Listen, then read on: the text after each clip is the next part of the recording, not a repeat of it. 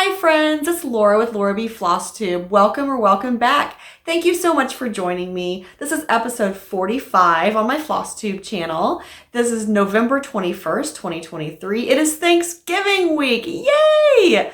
So today what I thought I would do is just show you some progress that I've made on my one cross stitch project I've been working on, and go through the process of how I pull my floss colors when I'm not using the called for floss. So without further ado, let's just jump in and I'll just show you what I've gotten done.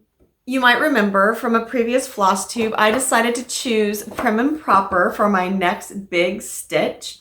So I've been working on this monogamously and I've got quite a bit done. I still have quite a ways to go, but I'm making some progress, so it's good. This design is by Holt. It's published by It's So Emma. I bought my copy on Fat Quarter Shop, but I know that they sell these patterns on other places too. So if you're interested in doing Prim and Proper, this is what it looks like. And there's actually a quilt pattern to go with it too. So make sure you check that out too if you like to sew.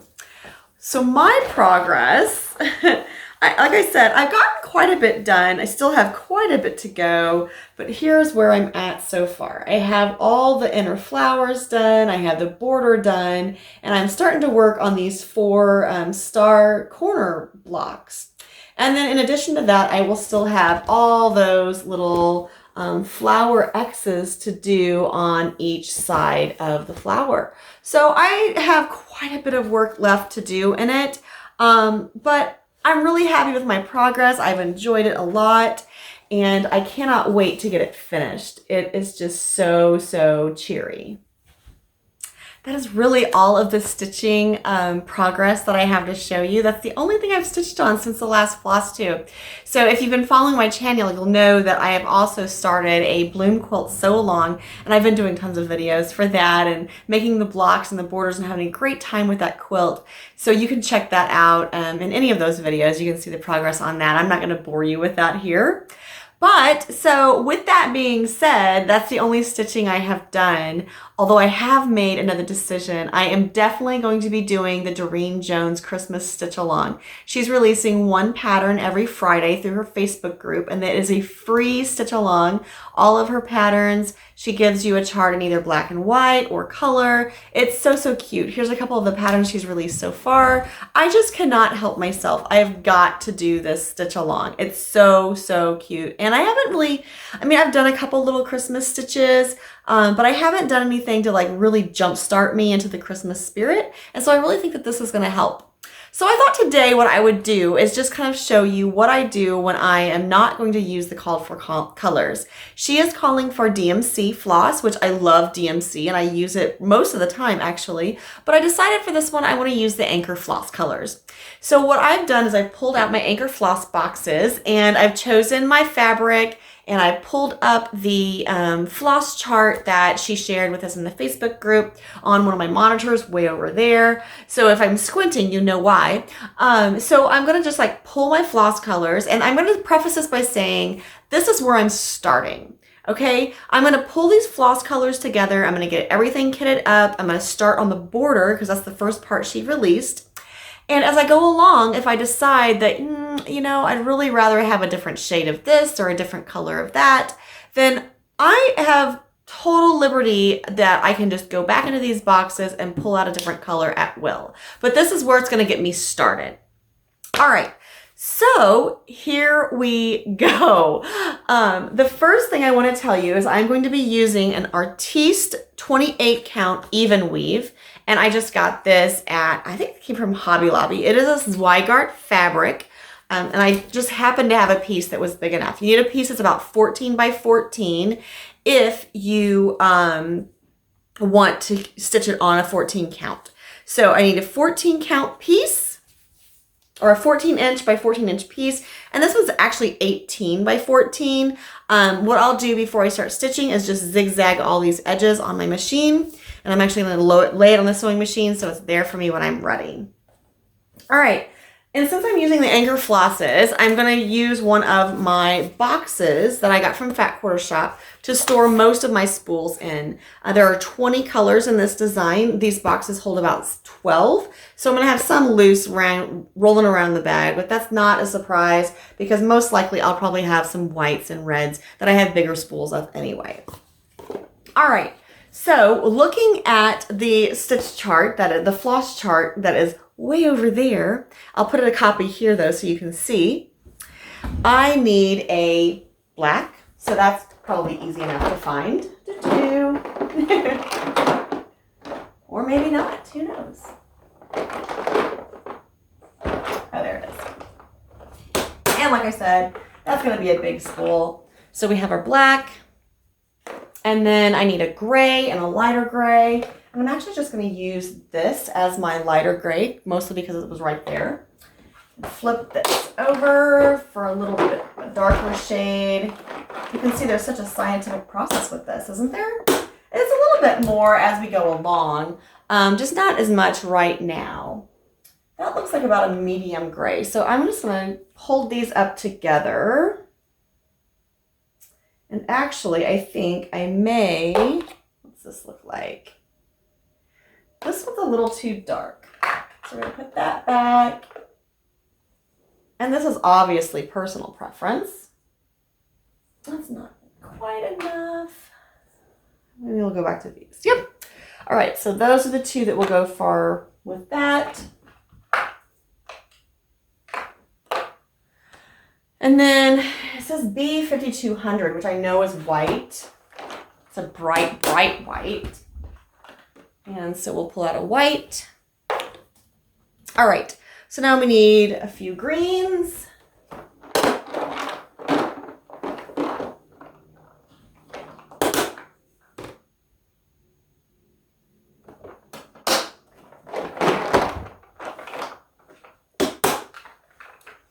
And one of the greens looks pretty bright, so I want to make sure that I get something that works with that.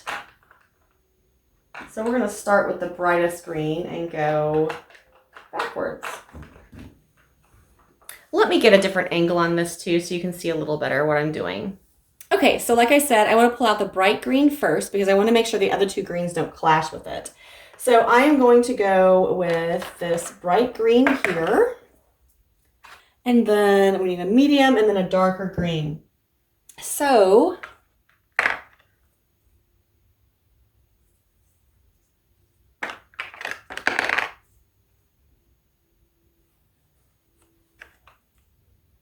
I kind of like these together. Those look good. All right.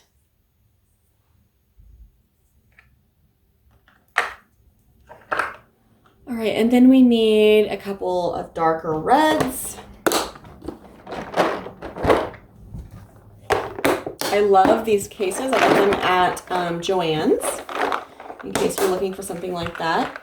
They do kind of bow a little bit when you are putting your things in there, but not too bad. All right, so let's go with a darker red, a medium red. There is some contrast here, just in case you can't see that on the camera. There is contrast. And then it needs a brighter red. So let's go, you know what, let's just use this. Woo, it's a bright red. All right, and then looks like we need a couple browns. A darker brown and a medium brown.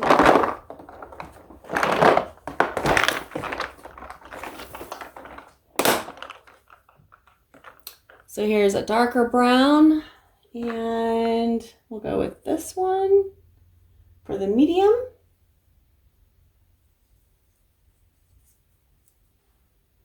Okay, and now we are down to 3 shades of blue.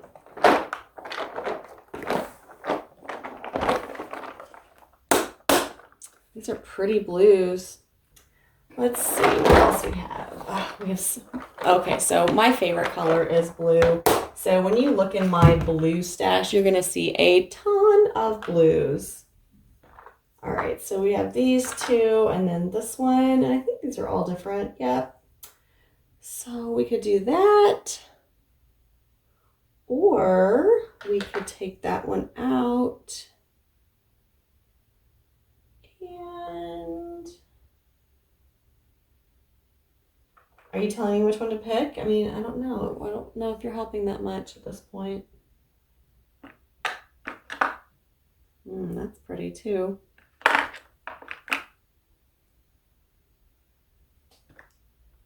Actually, maybe we'll pick this really light blue. It's almost a gray. Definitely has some great undertones. Yeah, we like that. All right. Then a little bit of orange. But there's going to be a snowman. Do you like guessing when you see the colors come out on mysteries like this? I love guessing. I try to think, what would I do with an orange, you know? So I think that's probably going to be a snowman nose. At least I hope so. I love snowmen too. All right, and then we need like a golden yellow.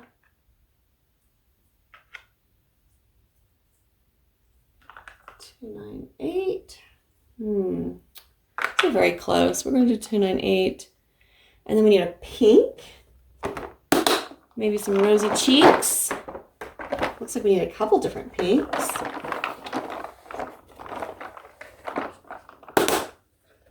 Those are really pretty. They're more of a dusty rose. And these are more of a pinky pink. I think we're going to go with pinky pink. I think those two look good. And the last one is kind of like a cream color. All right. So, excuse me. That frog in my throat.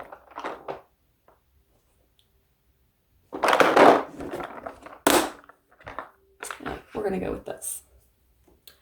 All right. So here are my colors. And we will double check to make sure that we have them all. I believe we do though. All right, so we have the black, the two dark grays, the white. Now she tells us in the fabric requirements that we do not need more than one skein of anything. So this should be good. And then we need 3 shades of green. And then the dark red and the lighter red. And then the darker brown and the lighter brown. We'll just start stacking these up here.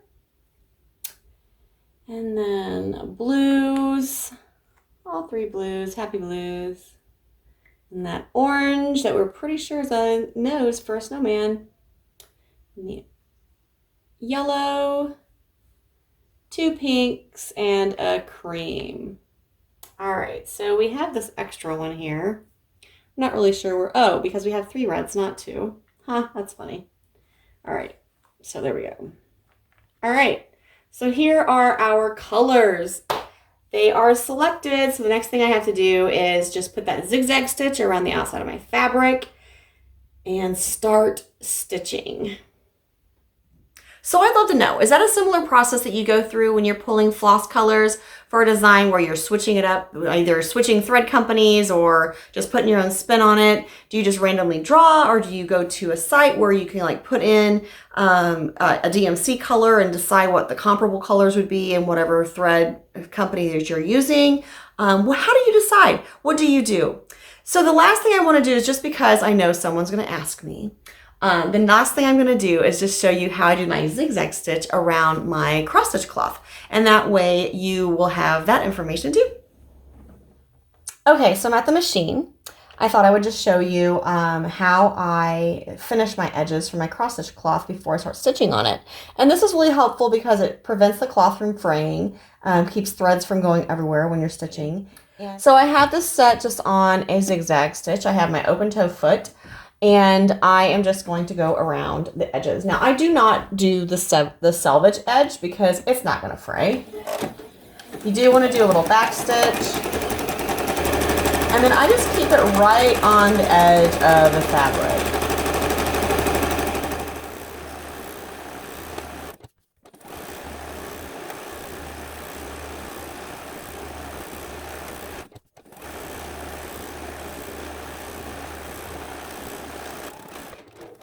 that's all there is to it. So now I'll just put my cloth and my floss and my scissors and all that good stuff in a bag, and I'll be ready to start stitching. Once again, thank you so much for joining me during this Flosstube. If you've picked up any tips or tricks, or you liked what you saw, please like the video, subscribe if you haven't subscribed to my channel, and make sure you share the video out. Until next time, happy stitching!